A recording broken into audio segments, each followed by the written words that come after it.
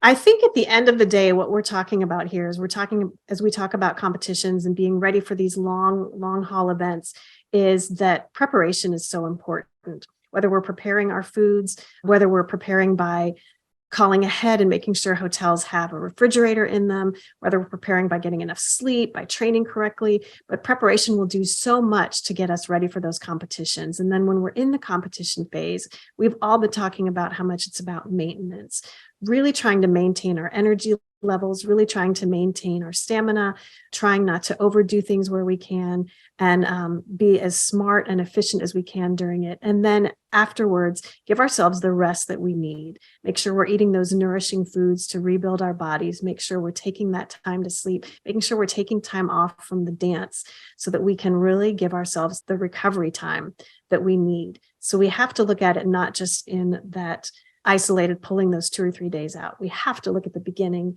and at the middle and at the end of it in order to have a really successful competition or event weekend.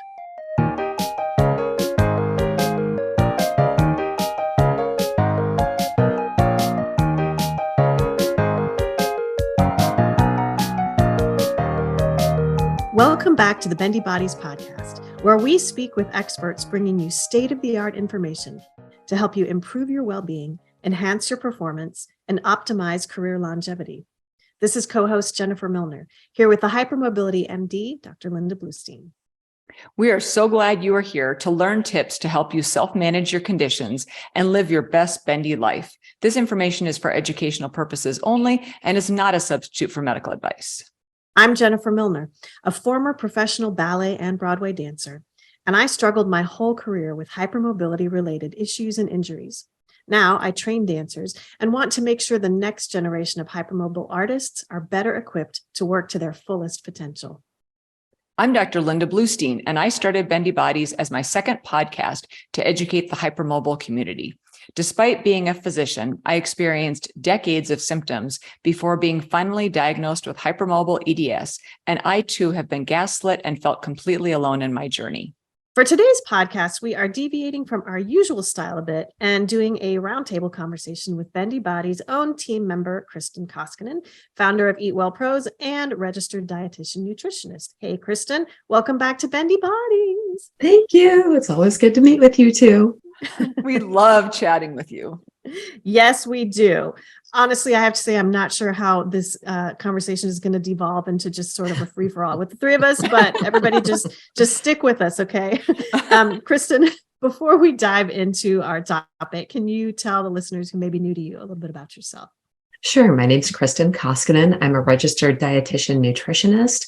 I work with dancers and hypermobile people to find best solutions for their performance and health needs. And I'm delighted to be part of the Bendy Bodies team. Excellent. You always have so much wisdom to offer us on nutrition and how people can fuel their bodies and simple steps that we can take to live our best hypermobile lives. So today we want to talk about competitions and how to sort of prepare for them and get through them, not just barely by the skin of our teeth, but in as healthy of a way possible. And I often get questions on how to prepare for competitions. And I know Kristin is constantly asked for tips on how to get through those long days. Kristin posts really great information on her Instagram account, kristin.koskinen.rdn. Just throwing that out there now, although I'm sure we will talk about it later as well. But she's always posting great information on sort of how to get through those long days. And Dr. Bluestein is also asked about pain management and how to sort of be ready for stress on the body. So we just thought we would put our heads together and share our combined expertise on this topic, all in one big discussion. And hopefully this information will be helpful, whether you're heading into a big convention weekend or you are going to be doing a long ballet competition or a cheer competition weekend or the Olympics, right? Even though I know it's not the year of the Olympics, but you might be listening to it in an Olympics year. So we are here to talk about preparing for that long haul and what it takes to get through an intense few days. So before we dig in, Dr. Bluestein, why might people with hypermobility disorders need to do a bit more planning and preparations for a long competition weekend? So I think the big thing is a lot of people who are walking around with symptomatic joint hypermobility, they might be dealing with a wide array of symptoms that are not optimally controlled. So they might be dealing with pain. They might be dealing with orthostatic intolerance. So they have difficulty with upright posture. When they go from sitting to standing, they get dizzy, and they might have, GI symptoms, which of course, I'm sure Kristin's going to talk about. And so anything that they can optimize would be really, really helpful before competition. So if they've noticed that they get injured more easily or they recover more slowly, you definitely want to pay attention to those things. You want to really try to get everything as optimal as possible. Really focus on your technique and your sleep and all of the variables that you can possibly get under control. That is right. I mean, we all should be doing that, right? But when we're talking about people with hypermobility disorders, as you said, there are people out there with a wide variety of symptoms, as you said, that are not being controlled very well. So it's great to try to get those under control before we are trying to go into what is going to be a really stressful time on our body. And if we are going to talk about any kind of competition or intense weekend, we have to start with the time before the time. This means that if you first start thinking about how to get through your competition the night before the kickoff, then you're already behind, right? So when should artistic athletes first start thinking and planning for a competition, and how? Kristin, let's start with you. At what point should someone plan their fueling, not just for daily needs, but for an upcoming competition?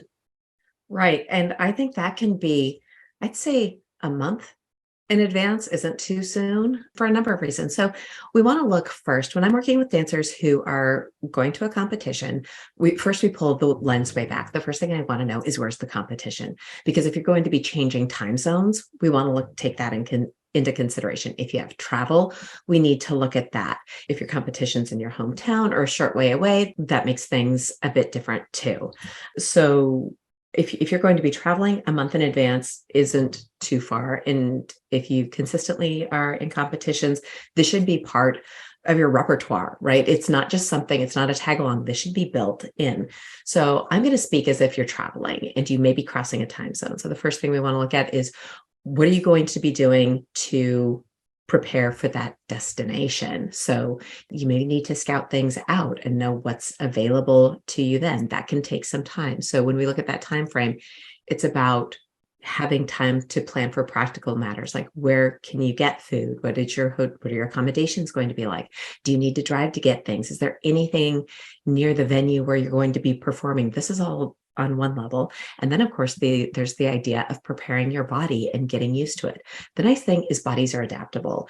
And so if you can start to do things to prepare yourself to eat and drink, and so that your body's ready for those things in advance of your competition. So you want to know what works for you. We want to know what works for you. If we know what works for you, great. We don't need to worry about what doesn't work for you, because we know what does work. And so we want to stick with those things. And that can take some time to figure that out too. You may try things out and they work. You may try things out and they don't work so well. So having some time to figure those things out is great. And after you've done it once, then it takes less time in subsequent things. But a month, I think, is good, maybe more. And that's true, because it's not like you're going to eat one bowl of spinach and become Popeye, right?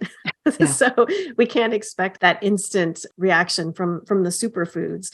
How might someone change their intake in order to be more well prepared for the weekend? Might they change and try to up certain nutrients to have it already stored in their body? Might they be changing their carb to protein to fat ratio? Or might they just try to continue doing whatever is optimum for them? Right. Hopefully we're doing all these things that you're optimizing all the time. Your nutrition will impact your training, and better training means better performance. So these are things that you want to have in motion all the time. That's part of the long game with your nutrition strategies. As you get closer to the time, you really need to look at, that'll depend on what your training and rehearsal schedule looks like. So if you notice that you're in the studio more, if it happens to coincide with work or holiday or school changes where you have more stressors on board, those are things to address. And you may find that stress, whether it's physical or emotional, can increase the demand of certain nutrients. And those nutrients include magnesium, sodium, vitamin C, B vitamins. So we want to be mindful of those things and making sure you're getting enough in advance of your performance. And we know when you get to competition, things may not be ideal. And so we're going to do the best with what we have. So in that time, up to it. It's not about being perfect or perfectionistic about your eating, but recognizing, are there things that you need to pay particular attention to make sure that when you get to that competition, you don't have a gap.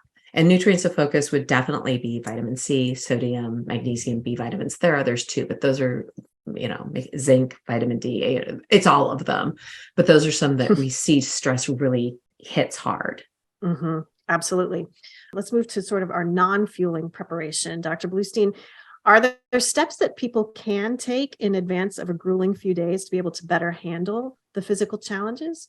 So one of the things that I think is most challenging for dancers particularly, and other performers that might be often rehearsing late in the day, or especially if they go to a competition and they have these really, really long days, right, is sleep. Because our bodies are designed to be asleep when it's dark outside and be awake when it's light outside. And the circadian clock controls everything in the body, all of our hormones, and our body functions optimally when we are able to follow a circadian rhythm, when we're able to get up every day at the same time, go to bed every day at the same time, get good quality, deep sleep. We also know that injuries are related to fatigue. So the more fatigued you are, the more sleep deprived you are, the more likely you are to get injured. And you're also going to heal better from injuries if you are able to get more rest, because we know that sleep is really restorative. And in order to heal optimally, you really need good sleep. So I think this is where it's so challenging when you're at a competition and you're dancing for, 14-hour days, or even beforehand. Dancers are so often dancing late into the day, and then they come home, and oftentimes they'll come home and have something to eat. And so by the time they get to bed, it can be later than would be ideal, because you also don't want to eat and then go right to bed, which isn't great. I think sleep is one thing that I really wish we could change the timing of things a little bit, like have performances earlier in the day, have the competition. If it was me in charge of competitions, I would definitely have the days a little bit shorter. Well, actually probably a lot shorter, so that people could get more rest. You want them to get so much out of it. But I think what often happens is people run on adrenaline, so they can get through the weekend, but then they crash. And the things that happen after you crash, then you realize that you really are injured. At the time, you're so distracted, you're aware of the pain maybe, but you're able to kind of push it back into the background, and you're not aware of just how injured you are until afterwards, when those endorphins go back down. You can get headaches, and you realize too, like how much pain you're in.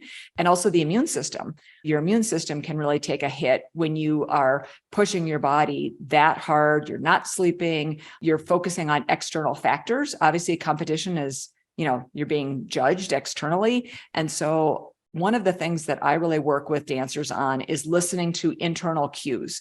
Really paying attention to, what is your body trying to tell you? Is that pain sensation trying to tell you that you need to work on your technique? There's some nagging injury, and if you modify your technique, maybe those tissues won't be under so much strain. And I'm sure, Jen, you're going to talk about this later, about technique and things that you can do in that regard.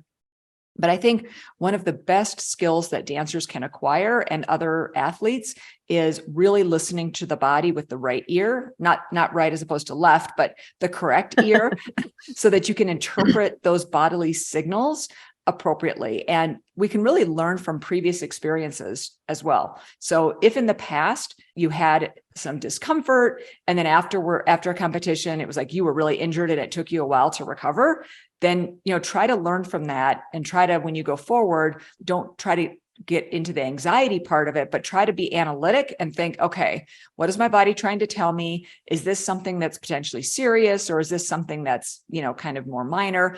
A last thing on this that I see people do sometimes at competitions, they come out, they ice something, and then they go right back in. And that just makes me crazy, because then you can't feel the part of your body. And also it's cold, and so it's stiff, and you're more likely to get injured. So don't just cover up the pain. Don't live on non-steroidal anti-inflammatories all weekend. Don't live on acetaminophen all weekend. Don't live on ice all weekend, because those things just cover up the pain, and they don't actually get to the root cause or help you not be injured. And a whole bunch of people just were like, I don't want to listen to this anymore. I have been to so many conventions and competitions where there's literally an ice station and the dancers just keep coming by to grab them and throw them on their bodies. And they're like, if I can't take anti-inflammatories, how am I going to get through the weekend? Never fear, people. We are going to talk about that. But right now we are talking about what you can do before the competition. And I think, as you said, it's so important to be able to learn to listen to your body. And you have to do that before the competition. You've got to develop that inner ear to be able to sense what's going on and to be able to make those judgment calls. Now it's time to go see the PT. Now it's time to ease back on my workout. Now it's time to get that technique checked out. So that's a great thing that we often miss when we're thinking about how do we get ready for a competition. Learn to be able to listen to yourself and judge what you need to have and what's going on in you. Yeah, and ice isn't always a bad thing. Obviously lots of athletes will use that. And when we get injured, we get inflammation, and inflammation isn't a bad thing either. Inflammation can help heal an injury, but it's just, everything in moderation, right? So I think that's part of that point.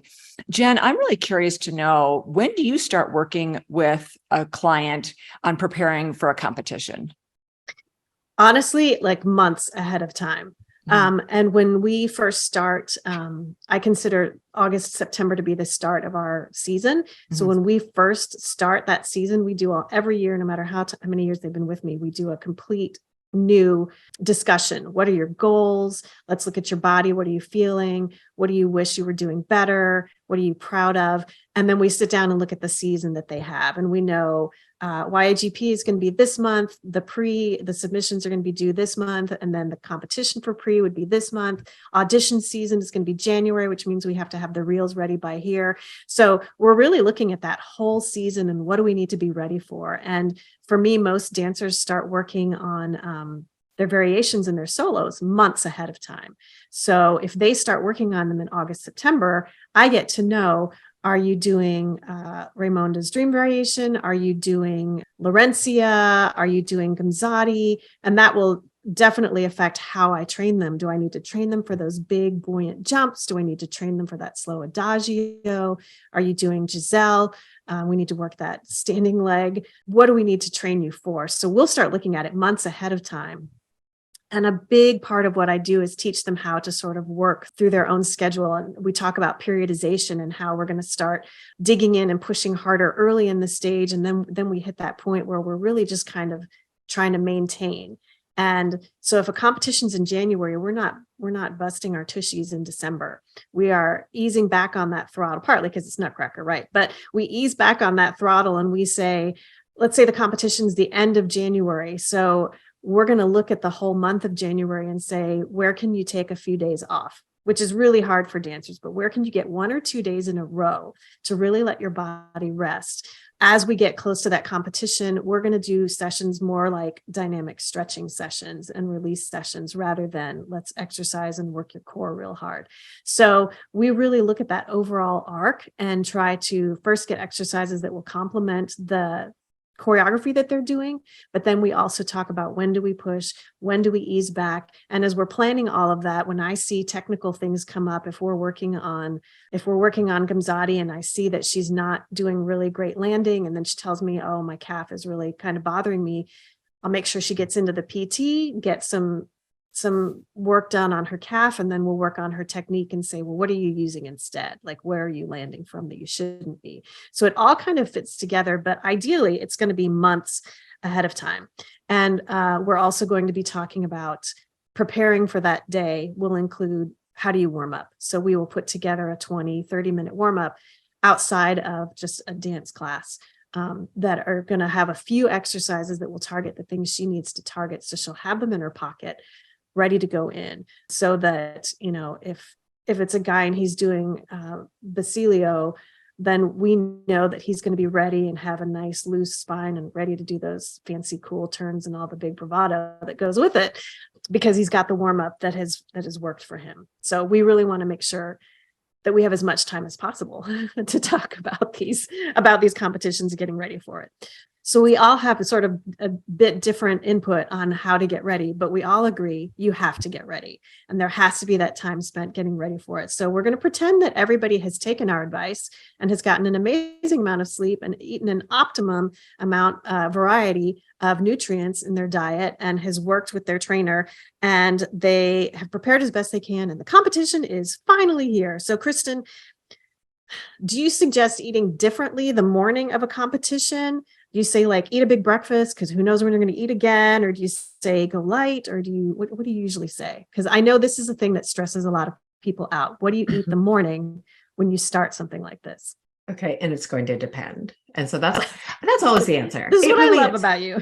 It's always the answer. So then we start reeling it back again. So ideally, when you're preparing, you need to know what are the hours. And a lot of times people will have a general idea of the time frame that they're performing. They start to get an idea. And when we know that, then we can oftentimes start dialing in to what I mentioned before, is the body's adaptable. So we don't want to change anything when we get to performance or competition. Those are interchangeable.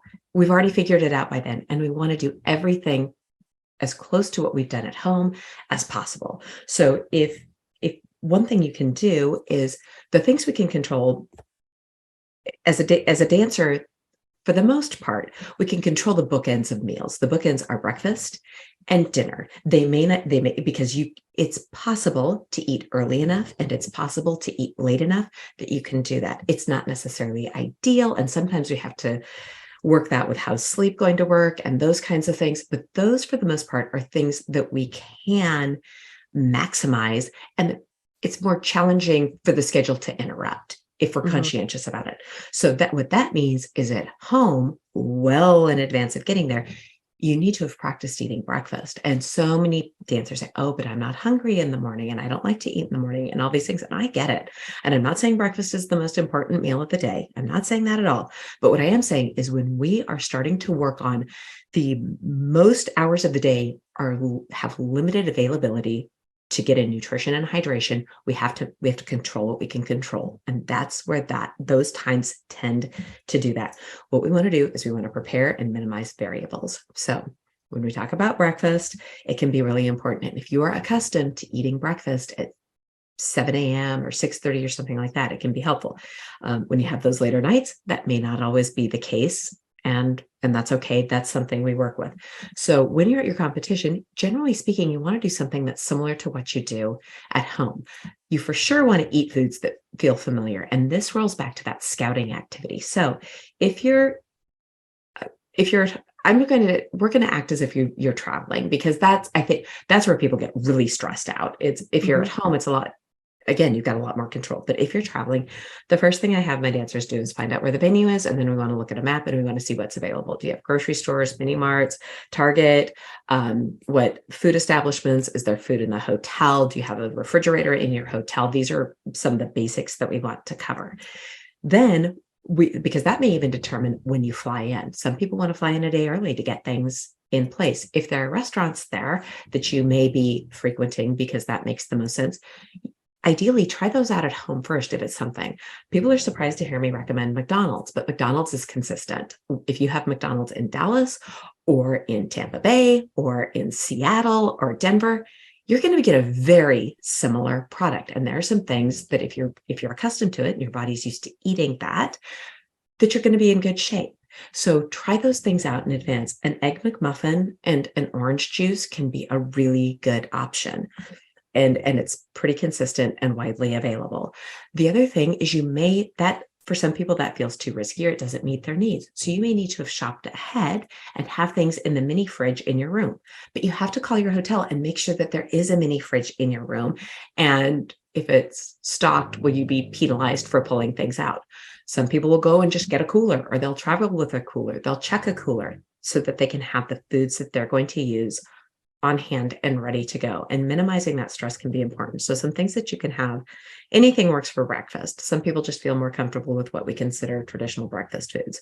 Easy things to get include pre-peeled hard-boiled eggs, English muffins, you can all kinds of bread things, yogurt. Just make sure you've tried it at home first. So should you eat a lot or a little? That's going to depend. When are you performing? Do you have an adjudication class early on? Do you end up with it? Do you have a nervous stomach? If you have a nervous stomach and you may lose your breakfast if you try to eat too much because someone's pushing you have to eat. Don't do that. Don't do that. Let's see what we can do instead. Again, try things at home to see what you tolerate. And sometimes for some people, they don't tolerate anything at all. And that's not ideal. And this is where sometimes sports drinks can come in really handy. Find one you like, find one that's readily available or that you can pack with you. So powders that you can pack in your bag and then add to your water bottle are good. I like the ones with sugar. It'll give you some energy in the morning in that sugary drink if that is all you can tolerate.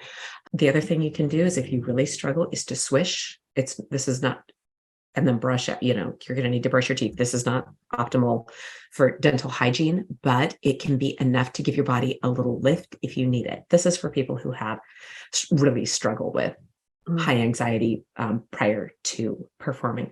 Other things that you can have that also hit, hydration is an issue too.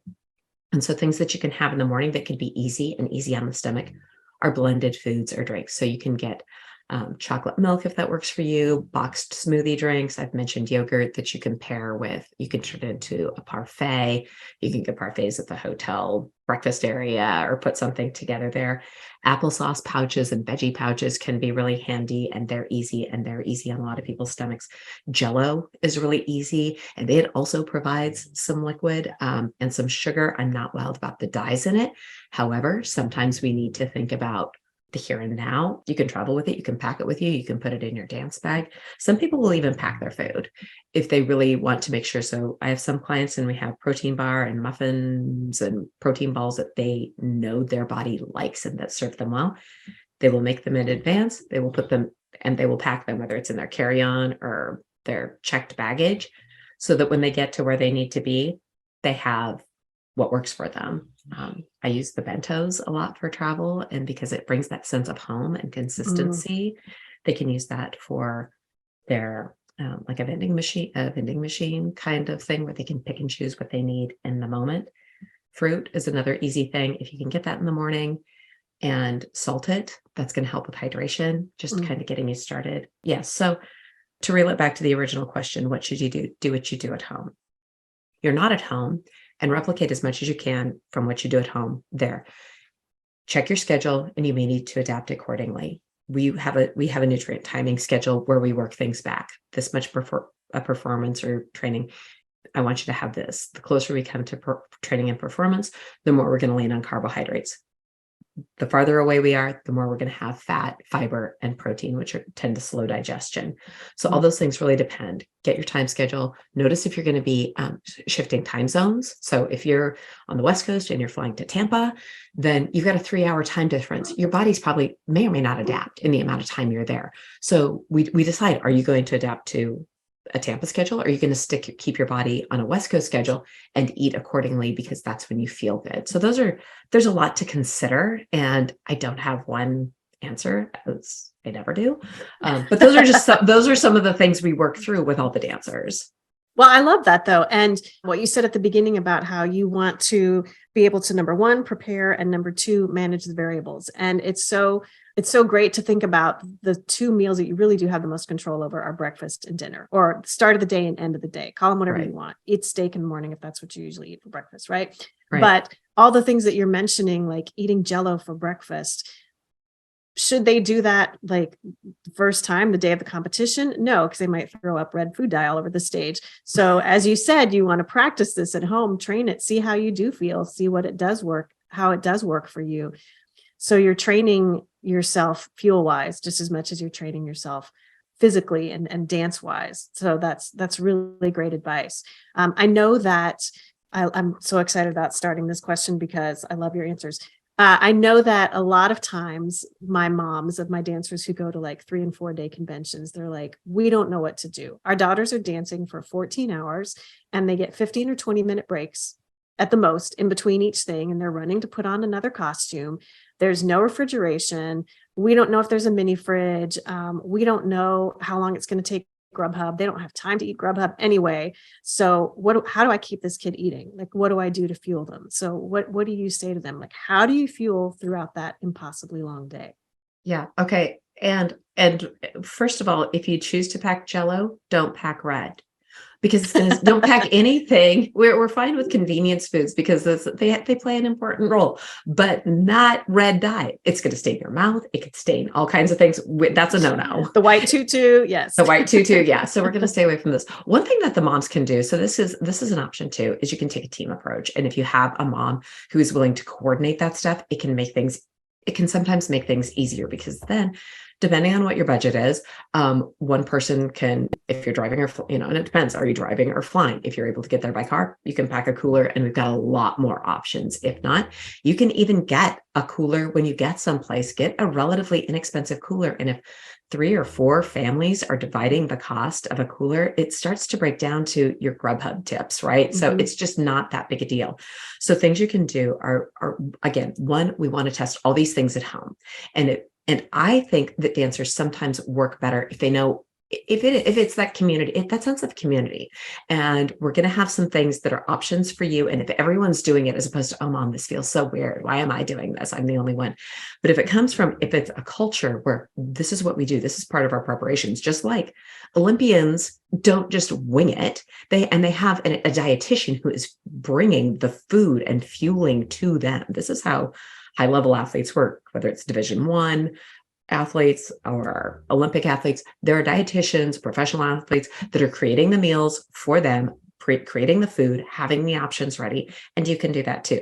Now, I don't expect dance moms to know what to do, to have this all planned out, because they've got a lot of other things to do, and this isn't their profession. It's mine, but you can consult with someone like me, and we can figure things out and make it really pretty easy. So one, we want to have things that we know work and that taste good and that are tolerated. Being tolerated, that means it doesn't make you sick. It doesn't make you gassy. It doesn't make you woozy. It doesn't give you a peak and a drop, like a high and a crash. So these are all the things that we want to practice well in advance. Target can be a great option. And there are targets in most places where if it's big enough to have a competition, it's big enough to have a target. So we can do these things in advance, and we can even shop in advance. And things that you want to have or could have on hand that are super easy: pretzels, goldfish crackers, string cheese. String cheese is actually shelf stable. People don't know that, but it is. So you can have groups like carbs, protein, quick carbs, and things that we can count as hydration, and we can break things down. These aren't our normal categories that we talk about when we're talking about fueling. But again, these are things we're going through a short period of time. This isn't the time we're going to have big green leafy salads. We don't have enough bites for that. You've got to chew. It takes too long. We don't have the refrigeration for it. So we really need to also shift our mindset as to what's the goal here. And the goal is to keep energy and to provide as many nutrients as we reasonably can in a confined space. So if you can get a cooler, and if you're allowed to have one in, that can be really helpful. If you only can have shelf stable things, that's fine. You can wash fruit, grapes, oranges, apples, bananas.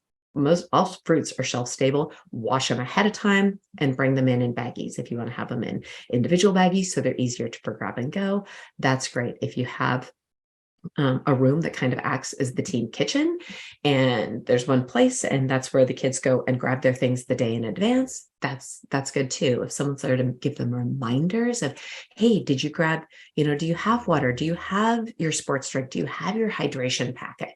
That can be helpful. You can make emergency kits in advance, put them all in a sealable bag that they can put in. One mom can be in charge of that. If you know what every kid's thing is, you've got a list. This is what, Maddie's dairy intolerant, so we're not going to put that in there, but we have this option for her instead, and pack them up so that they're ready to go, and the kids can just eat what feels good to them at the time and give them that autonomy. Great. If it's a kiddo or dancer who needs to be reminded because they'll just forget to eat, they're too excited to eat, that's okay too. Set a timer and a reminder, and then if their stomach can't handle it, then let's go to a liquid version and minimize the steps that they need to get in there. So minimizing chewing can be helpful, and make it tasty. That's one of the reasons sports drinks are really effective, is they're palatable. And so having things that they enjoy can be helpful. This doesn't mean, sending a vending machine of Oreos and Skittles and crappity doodah is not going to serve them well. Crappity doodah. That's a technical term.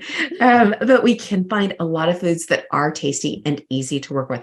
If you've done it in advance, if you've worked it through, then by the time you get there, it's a no stressor. Order the food, call Target, put in your online order at Target, have it delivered to your hotel, have it ready for you to pick up so that you know when you're not getting there and spending 2 hours to find, oh, they didn't have what we expected at this particular store. You can do all that stuff. One of the great advantages that we've come away from quarantine was delivery, and stores do that really easily. And you can get, again, at Target, you can get produce and all kinds of things. So I'm not a shareholder and I don't benefit from Target. It just is easy. And then you can pick up your hair gel that you forgot while you're there too. And your nail polish remover and anything else that would come up. Right. Yes. Yeah. Yeah. I had a competitive cheerleader, and she said that she just existed on Pixie Sticks and Red Bull. And I was like, I feel like there's a better way to get through your. So these are great tips. And again, if anybody wants more information on this, you've created some really incredible posts on this topic of shelf stable snacks and tips and things for that. So please check her Instagram page for more like details on this, because you've got some great information on it. So we're at the competition. We're powering ahead. And Dr. Bluestein, what would your suggestions be for people who are worried about a flare or an injury? Are there any magic tricks that they can bring with them if there's a just in case or anything like that? So I think one of the things that is important to be aware of, just like the listening to the body thing, is where is your autonomic nervous system? So we all have there's actually a connection to the gut. And there's also the sympathetic nervous system and the parasympathetic nervous system. So the sympathetic nervous system is the flight, fight, or freeze. And the parasympathetic nervous system is rest, digest, and restore. And a lot of times dancers tend to be very, I don't want to say high strung, but we're perfectionists, right? And we go into competitions, we want to do well, we want everything to go well. And so I think that if you can, in advance of the competition and then practice it while you're there, learn how to tune into that parasympathetic part of your nervous system, because that will help you with your digestion of your nutrients. That will help you, kind of bring yourself back down, because we know statistically that a certain amount of anxiety will help your performance, but then you get past that level of anxiety and your performance actually starts to deteriorate and your risk of injury is going to increase. So if you can get familiar ahead of time and then practice it while you're there, of sensing where is my autonomic nervous system right now. And when Kristin's saying you feel like you can't eat anything, if you're in sympathetic overdrive and you're in that, fight, flight, or freeze, your stomach is not wanting to accept food. Because, if you think about if you're running after the saber-toothed tiger, you shouldn't be eating at the same time. So, you want to be able to tap into that vagal part of your nervous system and be able to calm that down before you go on stage, or, while you get to the competition and you start seeing all the dancers and you start thinking, oh my gosh, they all look so much better than me. And I don't think I'm ready for this. You also want to think about, marathon trainers, they're going to peak with their number of miles and everything like that in advance of the marathon. They don't keep running 26 miles right up until the day of the marathon. So, especially if you have like a nagging injury or something, if you can give it a little bit more rest beforehand. So maybe before that you were practicing your variation, I don't know how many times a day, 8 times a day, 10 times a day, whatever. And if the few days beforehand, if you can, and then when you're there, you want to be going through it mentally, you want to be going through it as much as you need to, but not more than you need to. Most of the work is kind of done before you get there. And because you want to rest those, if you do have a nagging injury or something, you want to make sure that you're taking care of that. And then you want to make sure that you have any of your as needed medications with you. So if you have asthma, you want to make sure that you have your, all the different inhalers that you might need, even if you don't normally need that at home. As Kristin pointed out, if you're traveling or something, there could be different allergens in the air. So maybe you have inhalers that you use, maybe you have allergic rhinitis, maybe you have eczema, all these like mast cell things that we know are more common in people that have hypermobility. So make sure you have your topicals and your antihistamines. And if you take Singular, on it as kind of somewhat as needed basis, you want to have that. If you take an H2 antagonist like famotidine, you want to make sure that you have that. So I think you want to have all of those things. And one thing that I wanted to mention from what you were talking about earlier, Jen, in the planning phases and all of that, there's so much executive function that goes into that. And before we started recording, the three of us were all talking about neurodivergency and how common that is in people with bendy bodies, right? So all of this planning might be an extra challenge for dancers and other people who are hypermobile. So I think, having someone like you or, any of us in their corner, I think that can really help them with the planning and do, a certain amount of the work so that they just need to do the last part of it, I think is hugely beneficial. And especially since, a lot of these kids are under age 25, so they still have a huge amount of frontal lobe development that's going to happen. Their brains are still evolving, not that they don't evolve through our whole life, but I think that those kind of things can be really helpful. Absolutely. And just as with food, the time to try something is not during the competition. Mm-hmm. So I would think that you would say, if you've never taken a Benadryl and you're having an allergic reaction in the convention, it's probably not best to pop one there. Right. For the first time and find out how it works with you. So again, you want to test things out and try them. So as you said, if you do have some sort of a mast cell disorder, make sure you've got those tools already ready to go and that they're all known quantities, that they're Yes. not all unknowns. I would say along with that, like if you have a latex allergy, bring your own tape if you think that that's something that's going to need to happen, Right. So. And taping and braces and sleeves can be very beneficial, especially, when you're getting there for the competition. And maybe if you do have some swelling or something, if you put a compression sleeve on, some of them have, there's so many different types now that are available, but that can help with swelling, that can help kind of an injury kind of get a little bit more optimally controlled. And so that's something that can be very beneficial. Same thing. Yes, definitely try it out ahead of time. See what level of support works best for you, what parts of your body do best with having that additional support. And that can help with proprioception as well. So we know that people who are hypermobile, they're not as good at knowing where their body is in space without looking. And especially if you're at a competition, you've got all this sensory input, it's overwhelming, you're paying attention to all these things, you're not going to be as aware of where your body is in space. So every single tool that you can have, whether it's tape or a support sleeve, bracing, something like that, I think it can be really helpful. And Jen, I want to know, what do you tell clients to get them through a long weekend? Well, sometimes I tell them, don't do it. I feel like some people, there's too many out there sometimes, and people need to learn to pick and choose. But on the topic of picking and choosing, I tell them to pace themselves first and foremost when they're at a competition. If they're doing a big competition or convention weekend, they might be in 4 pieces in half a day. They might be in 10 pieces over the entire breadth of the day. And so they're constantly going from a solo to a trio to 4 group numbers.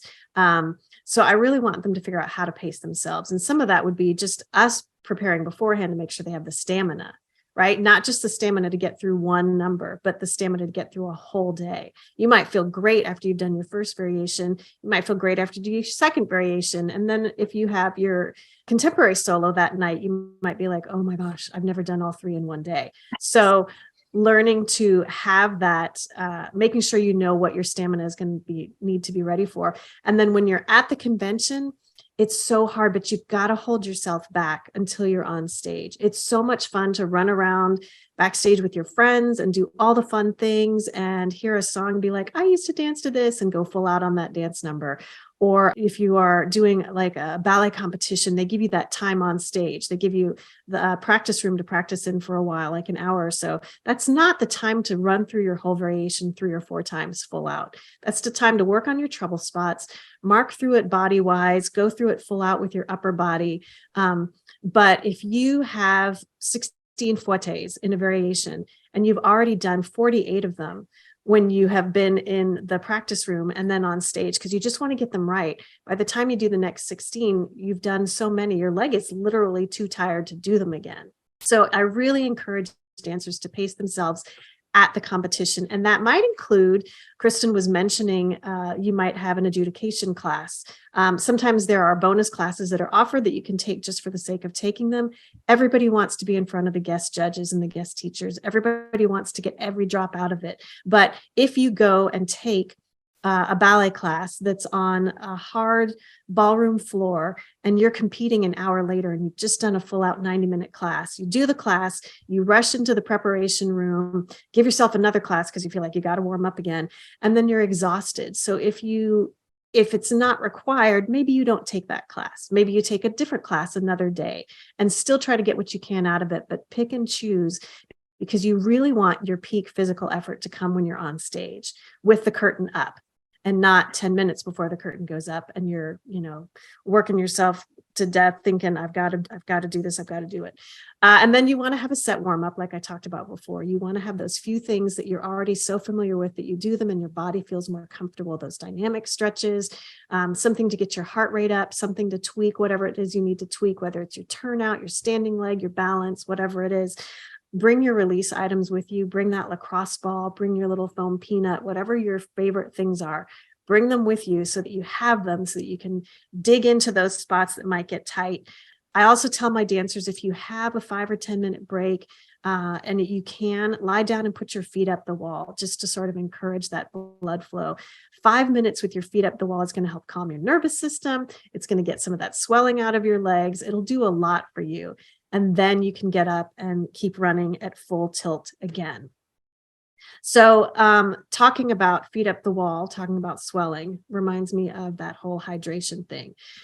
Something that is hard for me if I'm doing a big, long day is figuring out where can my breaks be so that I can hydrate as much as I need to, but also not need to use the bathroom in the middle of a big group number. So how can they do that? I know it's difficult, Kristin, figuring that out. So what are your tips for that, for staying hydrated?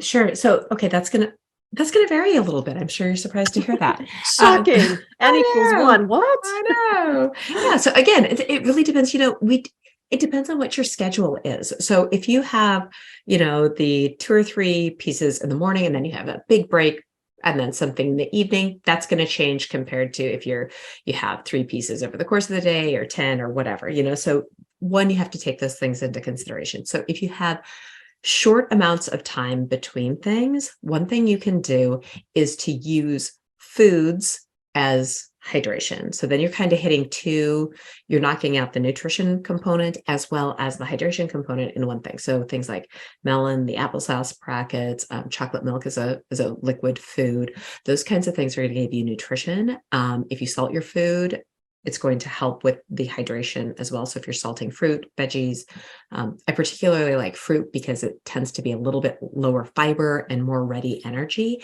that you need that salt as part of the hydration process. It's not just the fluid, which of course is important, but we need the salt too. And a bit of sugar helps you to absorb and utilize the water, which is, we want to get the water in, the fluid in. We don't just want to have it come in mouth and then run to the loo, right? So having some salt and some sugar in what you plan to use for hydration is helpful. So salted fruit is good, or your sports drink alongside something. Pretzels with water is good because you're getting the salt. They don't have to be in one convenient lump, but pairing them is helpful. Chocolate milk is actually a decent source of sodium, and sodium, when we're looking at electrolytes, is the primary electrolyte we want to replace from sweat. So that works if you can get that in short periods of time. And then hydration, don't think of it as if you can avoid fire hosing, so taking massive amounts at once. One, that'll leave you feeling sloshy, another technical term, we all know that. And it can make you go to the bathroom. You're just going to get in more than your body can absorb. So pace yourself. So we're going to pace ourselves on drinking too. Taking sips of liquid is good. Paying attention to getting hydration in the morning, and if you have a gap, and in the evening when you're done, and maybe can have a little bit more, or during longer breaks, then that's when you may want to say, oh, I'm going to drink closer to 16 ounces here because I've got, a lot of time after. But otherwise, taking sips of things and small bites can be really helpful. If it would count as a liquid going through TSA, it's a liquid. So things that will melt at room temperature count as liquids. Ice, frozen things, fruits are pretty liquidy. You can think of smoothies. And again, Jell-O, which surprises people. Yeah, those are all great. And I love that it harkens back to what you said earlier about control what you can control. So really drinking a fair amount in the morning, not 10 minutes before your first thing, obviously, but drinking a lot in the morning and drinking a lot in the evening. Lot is a relative term in the evening, to sort of do the long view of hydrating is so important. So, so the competition is over. Yay. Well done. And you've had an amazing time. What happens now, Kristin? How do these competitors help their bodies recover food-wise? Sure. Well, one of the things, so we want to replenish what we've lost during the day. So hydration is one of those. So getting enough fluid, that's going to vary depending on the person. So if you had 2 pieces that day, that's not quite so much as if you had 10 or adjudication class and 4 pieces. So hopefully you've been able to get things in over the course of the day. And then we want to make sure that you've had a minimum, if not more, than half your body weight in fluids over the course of the day. But using something like tart cherry juice can be really helpful. And that's readily available in a lot of stores. So tart cherry juice can really help with relaxation. It can help with sleep, which when your time schedules and your sleep schedules may be off a bit, that can be helpful. It helps with the recovery process. Maybe even having, if you have some cacao you can take with you and mix into some warm milk. If you have a microwave in your room, it brings in magnesium. It's relaxing. It can help bring things down. You definitely need to eat. So if you haven't had a dinner break during the day and you need a time to refuel. We want to make sure that you get glycogen. That's the way your body stores carbohydrate. We want to make sure those stores are refueled. You need to have some carbohydrates at the end of the day. We want you to have some protein. And this is the time when it's most ideal to have foods that you can sit down and chew mindfully and slowly. So that may be the time where you have the big, beautiful salad or where you get more fiber. Again, don't introduce foods that are unfamiliar to you. Avoid Taco Bell. This is like a sports dietitian. Avoid those things. Avoid saying, oh, now I'm down for the day. If you have the next day, this is preparing what you do the evening before prepares you for day 2 or 3 or 4. So it's not, woohoo, let's go off the rails. It's okay. Now we're going to get ready for day 2. And when we're looking at those hydration things, if you're old enough, avoid alcohol. This is not a time for drinking. And anyone can get a hold of caffeine. And that's something I want to address too. If you're leaning on Red Bulls, Celsius, any of these drinks that come with caffeine in them, it's not recommended. We can use caffeine strategically for performance. It's not recommended for kids under the age of 12. And for people over the age of 12, a maximum of 400 milligrams a day. If when you get to that evening time and to recover and to go to sleep, you need to have cut off your caffeine, for most people by noon. So some people longer, they may not some people metabolize caffeine more quickly than others, and you may or may not know if that's you. This is not a time to start bringing those things in. I definitely recommend avoiding energy drinks because they most often have other components that may not play nicely with you and can negatively impact your health and in the short term, your sleep that night, which, as Linda has mentioned, is imperative. For some people, making sure you get protein at the end of the day, and that can help with sleep. So we want to do everything we can to help bring things in, make them calm, and plan that ahead too, so that dinner isn't a rush or an afterthought. Know what you're going to do. Is it going to be a little picnic in your room? Do you have a reservation someplace? If you're going to try and eat as a group, please have a reservation and don't try to wing it. You don't have time for that. If you're eating in the hotel, make sure that you know ahead of time. And this, again, is where the support team can be so important. The dancer needs to worry about dancing. If the coach or parents or anyone can take the burden off and say, we have a reservation at this time for the people who want to eat here, review the menu, make sure it's good, meaning it's going to meet the needs of everyone there, then great. If we don't have time for that, we're just going to have to eat in our rooms and everyone's on their own, that's fine. Take care of your dancer. Don't leave them to make decisions after they've been making decisions all day long. Is this a good time to do this? Where am I going to find a spot? They're emotionally drained, they're psychologically drained, they're physically drained. it's a wonderful gift you can give to them to nurture them, and it takes the pressure off them, which allows them to concentrate. It takes the emotional stress off so that they can eat and rest and recover. It's not babying them per se. It's really being an important part of the staff.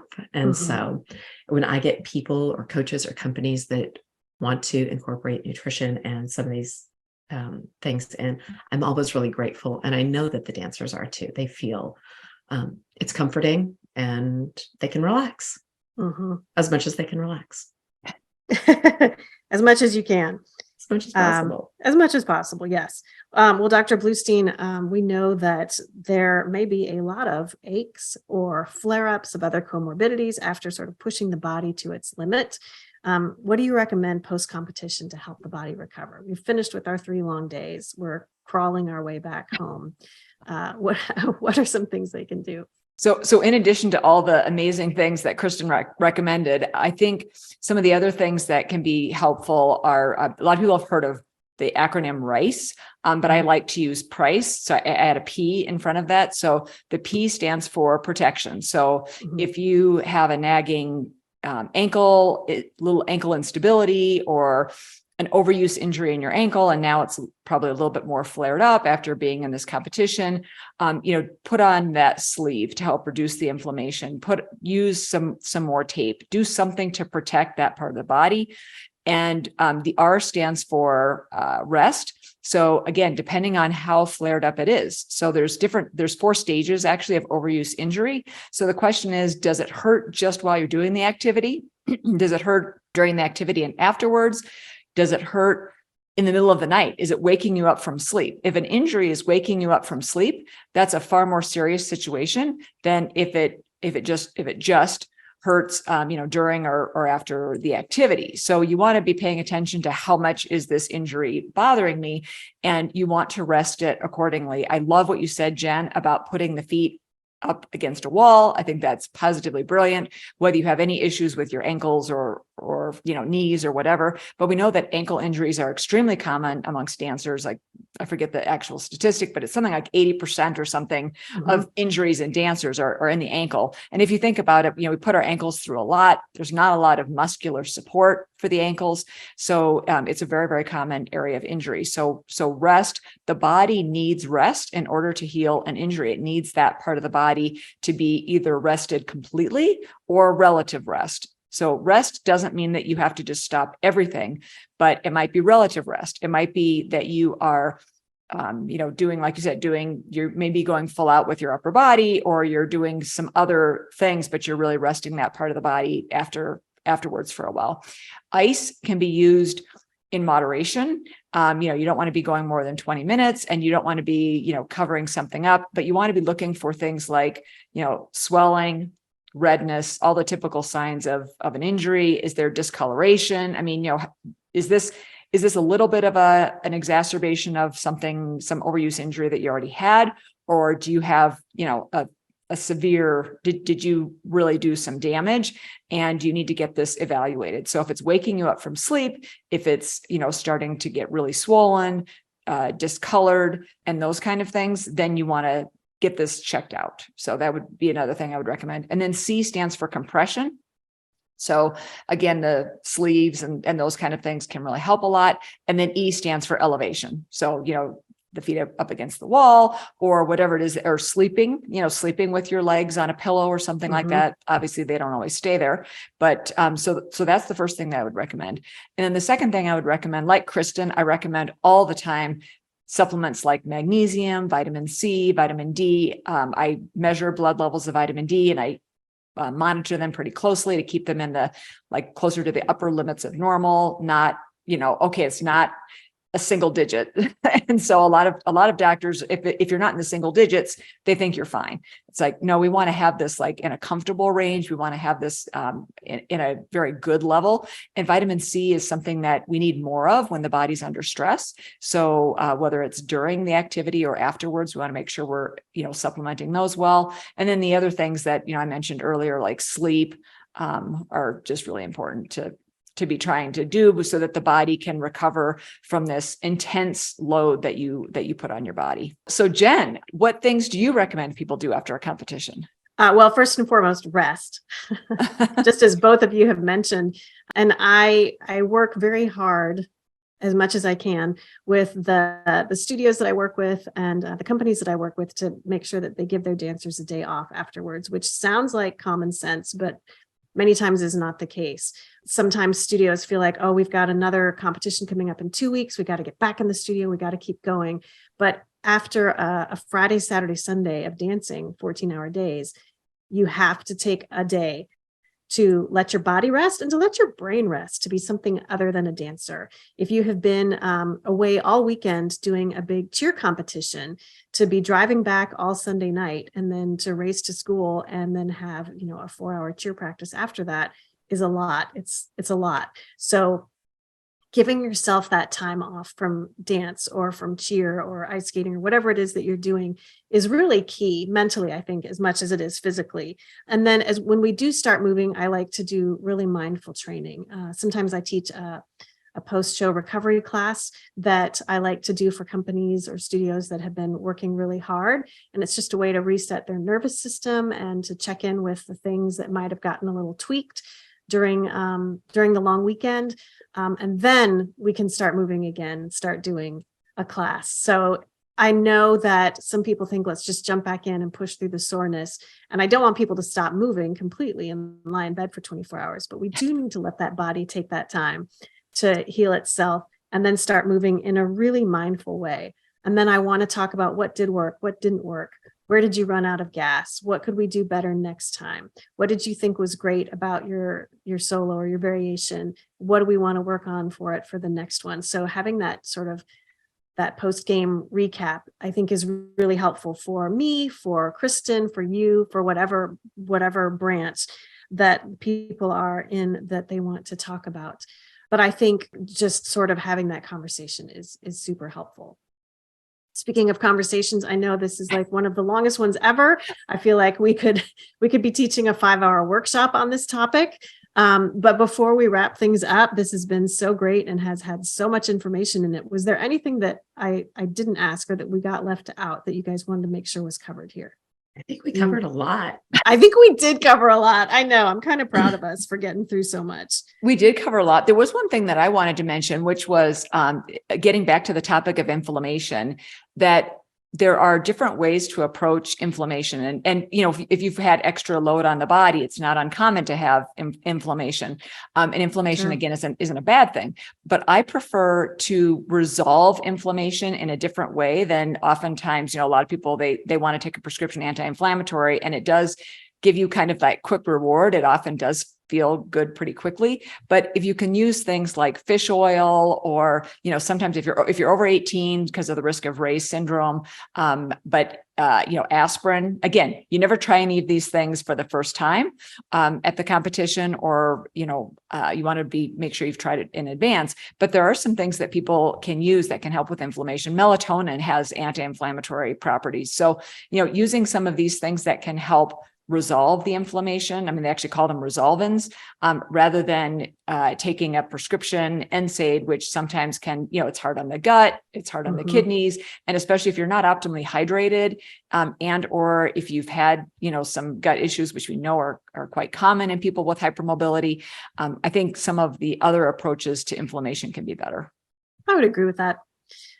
I think at the end of the day, what we're talking about here is as we talk about competitions and being ready for these long haul events, is that preparation is so important. Whether we're preparing our foods, whether we're preparing by calling ahead and making sure hotels have a refrigerator in them, whether we're preparing by getting enough sleep, by training correctly, but preparation will do so much to get us ready for those competitions. And then when we're in the competition phase, we've all been talking about how much it's about maintenance, really trying to maintain our energy levels, really trying to maintain our stamina, trying not to overdo things where we can, and be as smart and efficient as we can during it. And then afterwards, give ourselves the rest that we need. Make sure we're eating those nourishing foods to rebuild our bodies. Make sure we're taking that time to sleep, making sure we're taking time off from the dance so that we can really give ourselves the recovery time that we need. So we have to look at it not just in that isolated, pulling those 2 or 3 days out. We have to look at the beginning